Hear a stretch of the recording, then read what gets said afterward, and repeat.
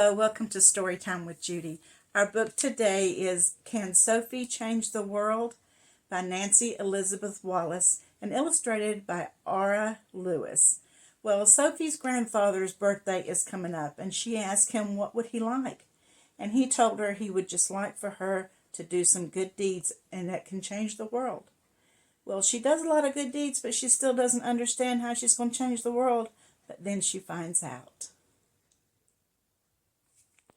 It was a normal Sunday afternoon, except for one thing.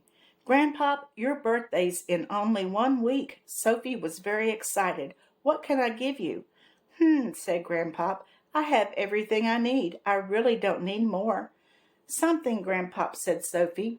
Grandpa thought for a minute. I know, he said. You can change the world. Change the world? How? Asked Sophie. By doing kind deeds.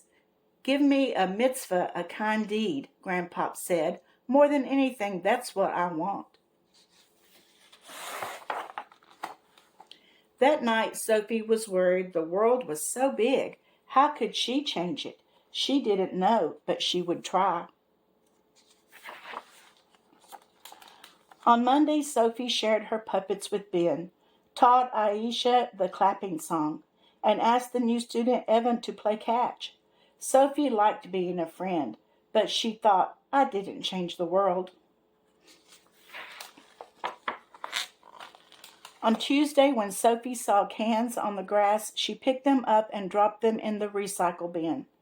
When a baby dropped her stuffed animal, Sophie ran to return it. Sophie liked helping, but she thought, I didn't change the world. On Wednesday, she filled her family's empty bird bath and watered her neighbor's wilting flowers. Sophie liked taking care of things, but she thought, I didn't change the world. On Thursday, Sophie played with Sari so Mom could paint. That made Mom smile and Sophie too. But she thought, I didn't change the world.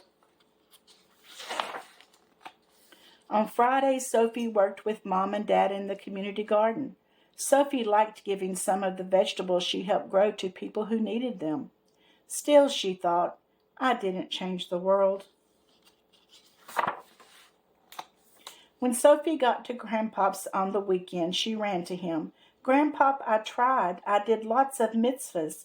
Really tried, but I couldn't change the world. I really wanted to. Grandpa looked at her very seriously. Tell me about your mitzvahs.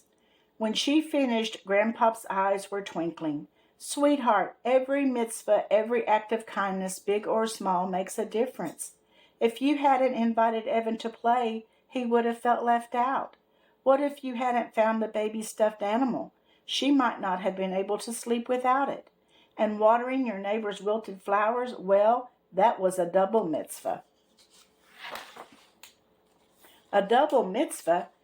Yes, you kept the flowers alive and blooming and giving them a good long drink of water, and you helped your neighbor by watering her flowers while she was away.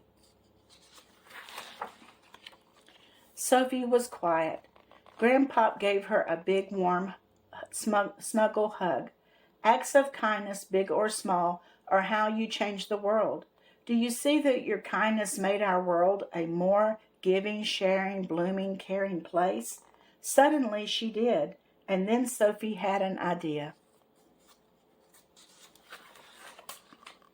First they cut out shapes. Then Grandpa glued while Sophie wrote. They worked together. Happy birthday, Grandpa.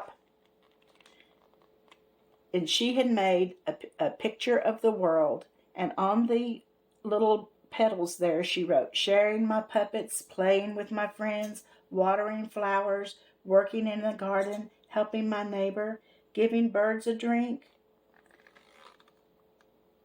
giving the doll back to the baby, playing with little sister, making new friends, sharing my puppets. So she had done a lot that week, hadn't she?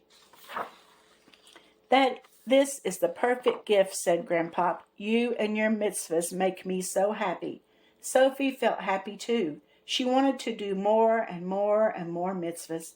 Now Sophie knew how to change the world. You know, if we would all tried to be kind to people and do good deeds, we would have a better world, wouldn't we? Maybe we need to strive for that. I know that I do.